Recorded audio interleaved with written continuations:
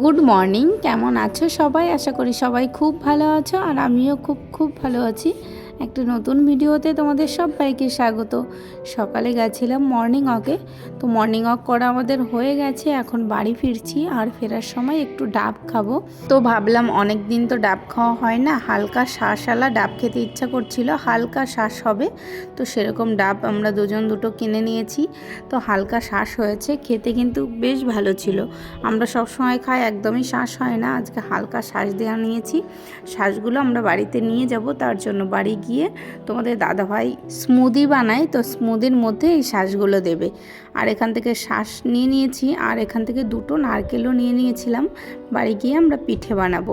তো আজকে না বানাই, দু একদিন পরে বানালেও পিঠে বানাবো, তার জন্য একটু নারকেল নিয়ে নিয়েছি।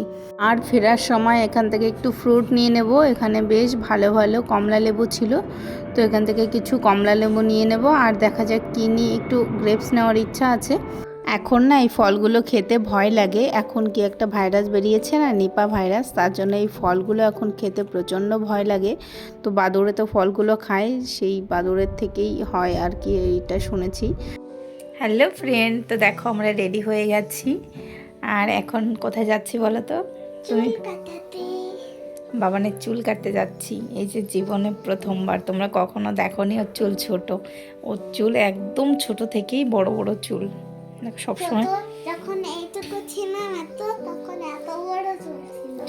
সব সময় ওর চুল বড়, একদম জন্ম থেকে এখনো ছোট করিনি কখনো, একবার ছোট করেছিলাম। তো দেখো কত বড় চুল, এত বড় হয়ে যায় আবার কেটে কেটে ছোট করে রাখি, এই যে এইটুকু করেই রাখি, এর থেকে বড় করি না। তো আজকে ফাইনালি ওর চুল কেটে একদম ছোট ছোট করে দেবো। একদম ছোট মানে ওই ছোট না। ওর পাপা তো সবসময় বলে ওর চুল ছোট করে দাও, এত বড় চুল দিয়ে কী হবে। ও ফাইনালি আর কালকে আমাকে বলছে, মাম্মি আমাকে চুল ছোট করে দাও। প্রায়ের মতন। হ্যাঁ, তো আমিও ভাবলাম এত বড় চুল তো ছোট থেকেই রয়েছে, তো এখন একটু বড় হয়েছে, এখন হেয়ার স্টাইলটা চেঞ্জ করে দিই, ভালো লাগবে। বড় চুল দিয়ে কী হবে সত্যি তো।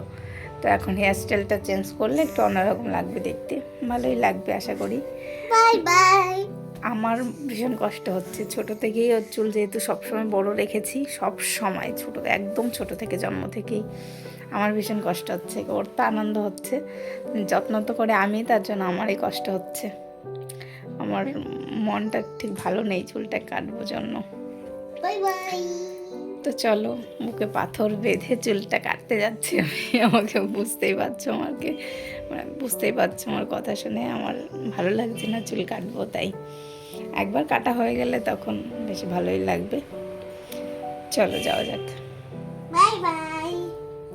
তো আমরা চুল কাটাতে চলে এসেছি, আর এসেই বাবানকে আগে শ্যাম্পু করে নিচ্ছি। আমি বাড়ি থেকে শ্যাম্পু করেই নিয়ে এসেছি, কিন্তু ওরা চুল কাটালে শ্যাম্পু ওরা নিজেরাই করে নেয়, এটা ওদের রুলস। বলেছিলাম এক্ষুনি শ্যাম্পু করে নিয়ে এসেছি, তাও ওরা শ্যাম্পু করে নিল। আর আমরা এসেছি হাবিবসে, আর দেখো বাবান চুল কাটানো শুরু করে দিয়েছে। বাবানের চুল না খুব ছোট ছোট করে দিচ্ছি, তো বাবানই বলছে আমাকে এত ছোট করে দেবে ছেলেদের মতন, যাতে আমাকে দেখতে লাগে। বাবানের চুল কাটানো প্রায় হয়ে গেছে। এদিকে তোমাদের দাদাভাইও একটু ট্রিটমেন্ট করছে, মুখে প্যাক লাগিয়ে শুয়ে রেখে দিয়েছে, আর হেয়ার কালারও করবে তোমাদের দাদাভাই। আর এই যে বাবানের দেখো চুল কাটা হয়ে গেছে, ওর পাপাকে দেখাতে এসেছে।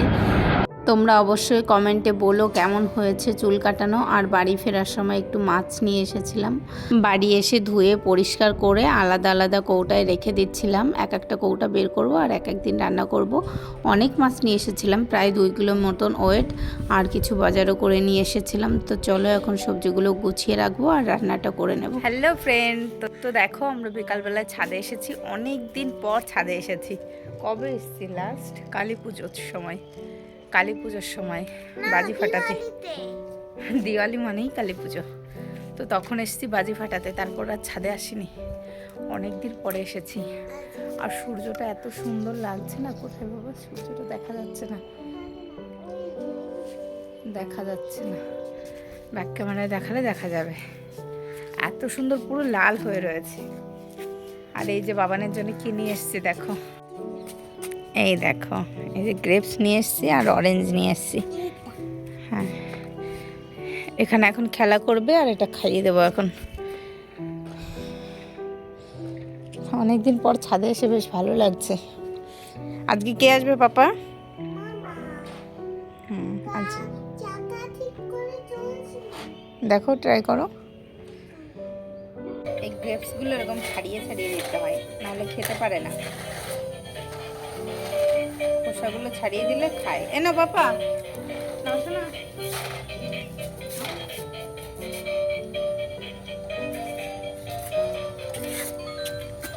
গাড়িটা কিনেছে, চালানোই হয় না। আর ওর একটা সাইকেল কিনে দিয়েছিলাম, ওটা তো চালাই না। ভেবেছি পরীক্ষার পরে একটু ছাদে নিয়ে আসবো, মাঝে মাঝে ছাদে এসে চালাবে। কিন্তু কে তুলবে? এসো তুলবে আনবে কে? তুমি কেন, কে আনবে তাহলে? তুমি তুলতে পারো না বল আমি। নাও, এই যে শোনা।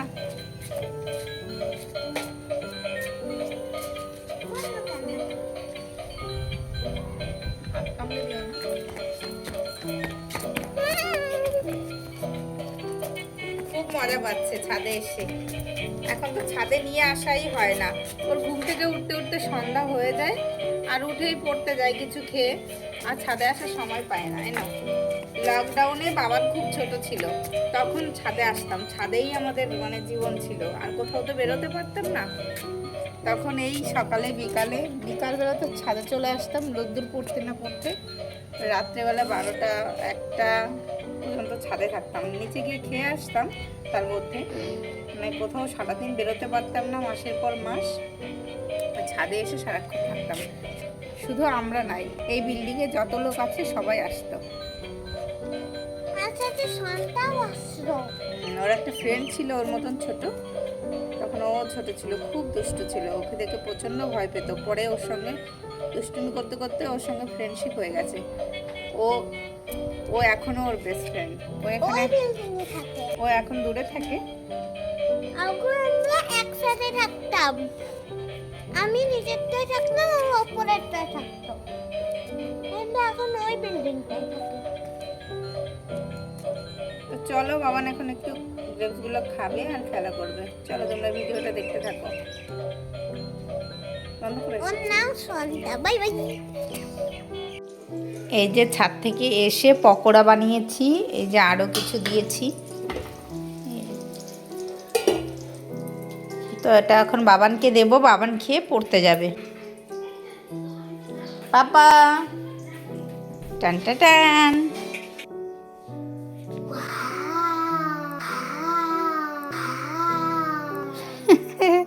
দেখো, দেখে আমার পাপান কত খুশি হয়ে গেছে। সস দেবো? সস দেবো না? ঠিক আছে। গরম পাপা, ঠান্ডা হোক তারপর খেও। বাবানকে পকোড়া বানিয়ে দিয়েছি, বাবান খেয়ে পড়তে চলে গেছে। আর এই যে আমি একটু পকোড়া নিয়ে বসেছি, বাবাকে পড়তে দিয়ে আসলাম এইমাত্র।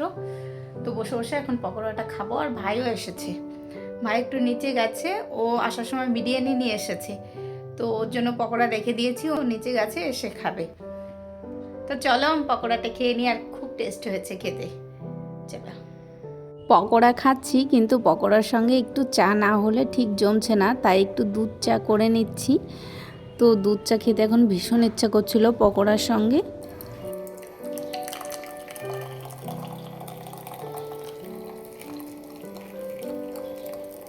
এই যে আমার চা রেডি। আর আজকে না ভীষণ ইচ্ছা করছিল এরকম সন্ধ্যাবেলায় চা খেতে, আর একটু মুড়ি মাখাও করে নিয়েছি। আজকে ইচ্ছা করছিল ভীষণ চা, পকোড়া, মুড়ি মাখা এইসব খাওয়ার জন্য। এটাই আমার আজকে ডিনার। আর আজকে সবার জন্য রাত্রে বানিয়েছি আলুর পরোটা, তার সঙ্গে টক দই পায়েস ছিল, আর আচার দিয়ে সবাই খাবে রাত্রের। তো চলো, আজকের ভিডিওটা কেমন হয়েছে অবশ্যই কমেন্ট করে জানাবে। আর ভিডিওটি ভালো লাগলে একটা সাবস্ক্রাইব করে দেবে, একটা লাইক করে দেবে, একটা কমেন্ট করে দেবে। তো আবার দেখা হবে নতুন একটি ভিডিওতে। বাই।